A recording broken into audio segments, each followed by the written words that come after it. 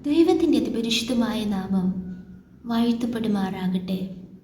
അതെ, മറ്റുള്ളവർ നമ്മെ ഭ്രഷ്ടരെന്നെണ്ണി തള്ളുമ്പോഴും ദൈവത്തിൻ്റെ സന്നിധിയിൽ നാം നമ്മേക്കാൾ മറ്റുള്ളവരെ ശ്രേഷ്ഠരെന്നെണ്ണി ദൈവഹിതത്തിന് നമ്മെ സമർപ്പിക്കുമെങ്കിൽ കർത്താവായ ദൈവം നമ്മെ മാനിക്കുവാനും ഉയർത്തുവാനും സർവശക്തനാണ്.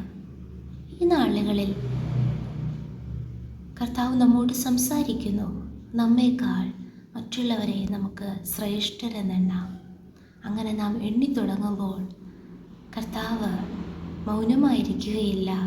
കർത്താവ് നമുക്ക് വേണ്ടി എഴുന്നേൽക്കുക തന്നെ ചെയ്യും. എന്നെ ശ്രവിക്കുന്ന എല്ലാ പ്രിയ ദൈവമക്കൾക്കും യേശുക്രിസ്തുവിൻ്റെ നിസ്തുല്യ നാമത്തിലുള്ള എൻ്റെ സ്നേഹവന്ദനങ്ങൾ. ഈ ദിവസത്തിലും അല്പസമയ ചിന്തയ്ക്ക് ആധാരമായി അപ്പോസ്തലനായ പൗലോസ് ഫിലിപ്പിയർക്ക് എഴുതിയ ലേഖനം 2-ാം അധ്യായം അതിൻ്റെ 3-ാം വചനം നമുക്ക് വായിക്കാം.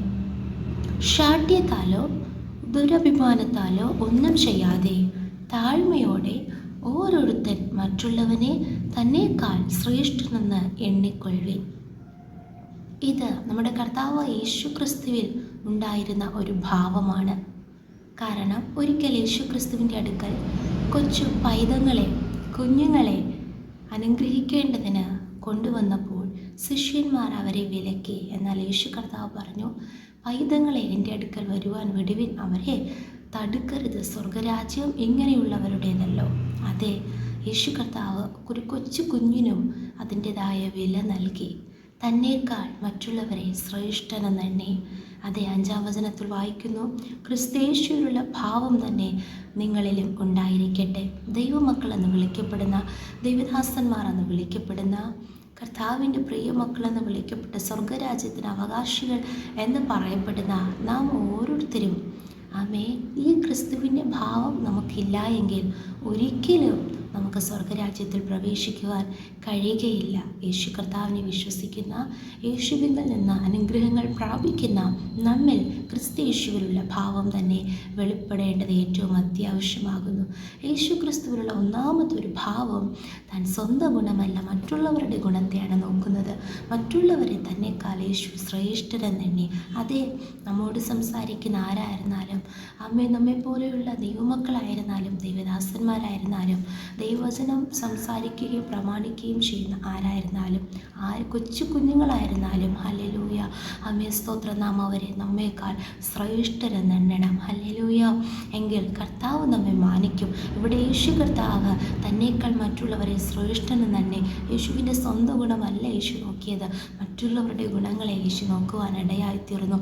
അതുകൊണ്ട് യേശു തന്നെ താൻ താഴ്ത്തി. അതിൻ്റെ 7-ാം വചനത്തിലൊക്കെ വായിക്കുന്നു, 8-ാം വചനത്തിൽ മരണത്തോളം, ക്രൂശിലെ മരണത്തോളം അനുസരണമുള്ളവനായി തീർന്നു. സ്തോത്രം. തന്നെ താൻ താഴ്ത്തിയാൽ മാത്രമേ അനുസരിക്കുവാൻ കഴിയത്തുള്ളൂ. എന്നാൽ അതിൻ്റെ ഫലമായിട്ട് 9-ാം വചനത്തിൽ, അതുകൊണ്ട് ദൈവവും അവനെ ഏറ്റവും ഉയർത്തി എല്ലാ സകല നാമത്തിനു മേലായ നാമം നൽകി. അതുകൊണ്ട് അതെ, നമ്മുടെ ജീവിതത്തിൽ നാമം മറ്റുള്ളവരെ ശ്രേഷ്ഠരെന്നെണ്ണുമ്പോൾ, സ്തോത്രം, മറ്റുള്ളവർ നമ്മേക്കാൾ സ്തോത്രം അനുഗ്രഹിക്കപ്പെട്ടവർ എന്ന് നാം എണ്ണുമ്പോൾ, ഹല്ലേലൂയ, മറ്റുള്ളവരെ നാം ബഹുമാനിക്കുമ്പോൾ നിശ്ചയമായി കർത്താവ് അതുകൊണ്ട് നമ്മെ മാനിക്കുവാൻ സർവശക്തനാണ്. ചിലപ്പോൾ നാം അങ്ങനെ ക്രിസ്തയേശുവിലുള്ള ഭാവം നമ്മിൽ ഉണ്ടായിരിക്കുമ്പോൾ, നമുക്കറിയാം യേശു കർത്താവിന് ഭൂമിയിൽ യേശു കർത്താവിന് ആ ഭാവം ഉണ്ടായിരുന്നപ്പോൾ തന്നെ യേശുവിനെ മറ്റ് പല ഭാഗങ്ങളിൽ നാം വായിക്കുന്നു. യേശുവിനെ ഒത്തിരി നിന്ദിച്ചു, പഴിച്ചു. സ്വന്തമായവരോ യേശുവിനെ കൈക്കൊണ്ടില്ല, വെറുത്തു, യേശുവിനെ തള്ളിക്കളഞ്ഞു, യേശുവിനെ തള്ളിപ്പറഞ്ഞു. ഒത്തിരി പീഡകൾ യേശു സഹിച്ചു. എന്നാൽ ദൈവം യേശുവിനെ ഉയർത്തി എല്ലാ നാമത്തിനു മേലായ നാമം നൽകി. അങ്ങനെയാണെങ്കിൽ ആ കർത്താവിൻ്റെ രക്തത്താൽ വീണ്ടെടുക്കപ്പെട്ട നാമം, ക്രിസ്തുയേശുവിലുള്ള ഭാവം ഇവിടെ നാം വെളിപ്പെടുത്തുമ്പോൾ, നമ്മുടെ ജീവിതത്തിലുള്ള വെളിപ്പെടുത്തുമ്പോൾ, പലരും നമ്മെ വീണ്ടും ഭ്രഷ്ടരെന്ന് തള്ളിയേക്കാം. സ്തോത്ര, അനിഷ്ട എന്ന് പറഞ്ഞേക്കാം. ഹല്ലേലൂയ.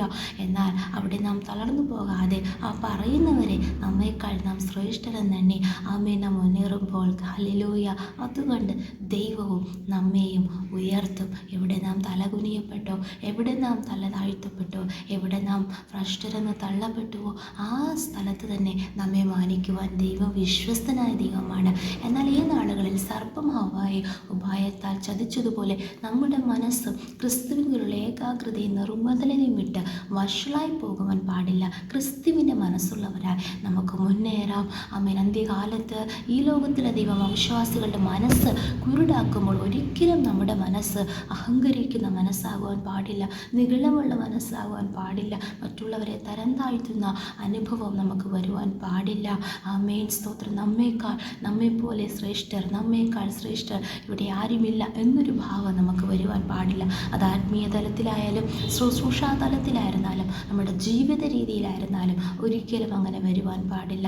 നമ്മുടെ മനസ്സ് യേശു ക്രിസ്തുവിലുള്ള ഏകാഗ്രതയോടെ ക്രിസ്തുവിൻ്റെ മനസ്സുള്ളവരായി നമുക്ക് മുന്നേറാം. ഈ വചനങ്ങളാൽ കർത്താവ് നമ്മെ ഏവരെയും അനുഗ്രഹിക്കുമാറാകട്ടെ. നമുക്കൊരുമിച്ച് പ്രാർത്ഥിക്കാം. നല്ല ദൈവമേ, സ്വർഗ്ഗസ്ഥ പിതാവേ, അനുഗ്രഹിക്കപ്പെട്ട ദിവസത്തിലും അങ്ങ് ഞങ്ങൾക്ക് നൽകിയ നല്ല ആലോചനയ്ക്കായി സ്തോത്രം.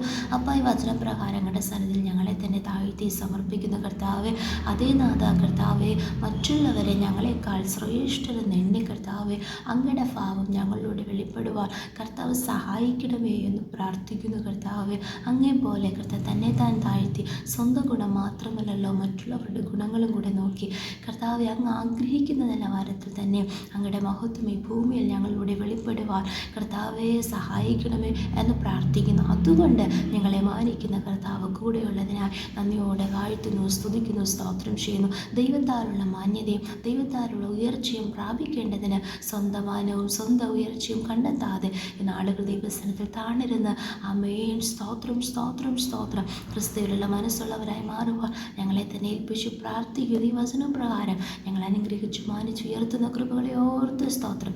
വചനം കേൾക്കുന്ന എല്ലാവരെയും കർത്താവ് അനുഗ്രഹിക്കണമേ. കർത്താവ് പ്രാർത്ഥനയായിട്ടതിനാൽ സ്തോത്രം. യേശുവിൻ്റെ അധികാരമുള്ള നാമത്തിൽ പ്രാർത്ഥന കേൾക്കണം സ്വർഗ്ഗസ്ഥ നല്ല പിതാവേ. ആമേൻ, ആമേൻ, ആമേൻ. May God bless you all.